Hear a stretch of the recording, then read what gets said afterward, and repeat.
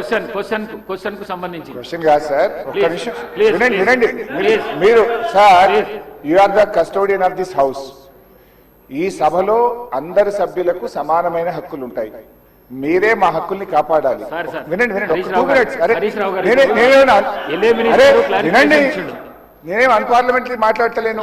LA minister గారు clarification ఇచ్చిండు. ఇవ్వలేదు please listen to me sir, దయచేసి ఒక్క నిమిషం వినండి sir. You are the custodian of the house.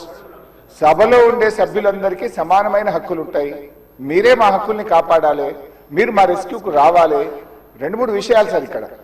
ఒకటి, బిఎస్సి మినిట్స్ మీరు హౌస్ లో పెట్టారు. నేను దీని మీద కూడా మాట్లాడాలనుకుంటున్నా.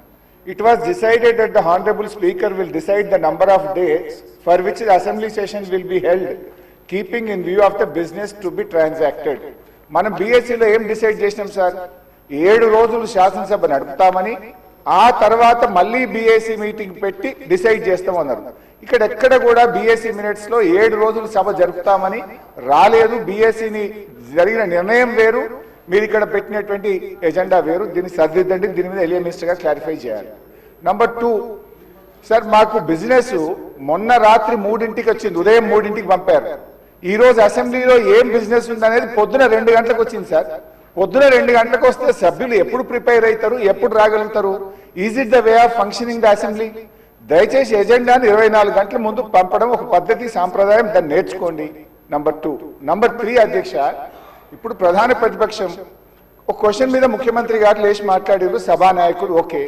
దాని మీద మీరు ఇంకొక విపక్షానికి ఇచ్చి మాకు మైక్ ఇవ్వకపోవడము, మేము అడిగిన ప్రశ్నలకు ఒక్కదానికి క్లారిఫికేషన్ లేదు.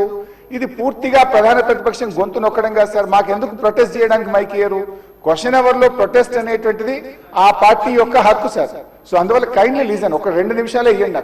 Protest is our right, members right, rule book లో స్పష్టంగా ఉంది. మీరు మా దిక్కే చూడరు, మాకు మైక్ ఇవ్వడం అనేది కరెక్ట్ కాదు.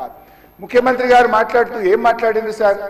ఇప్పుడు ఆయన మాటలు అసలు మూసి కంపు కంటే ముఖ్యమంత్రి గారి మాటల కంపు ఎక్కువ ఉన్నది సార్. అది వినడం చాలా కష్టం.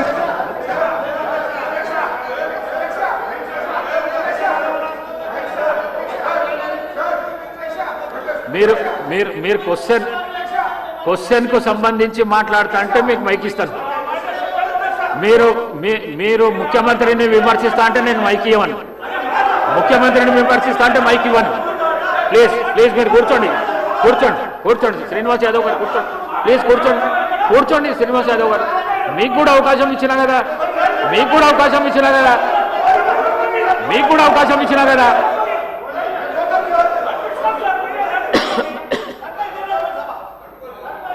సార్, ముఖ్యమంత్రి అడ్డగోలు మాట్లాడితే మీరు ఆపరా?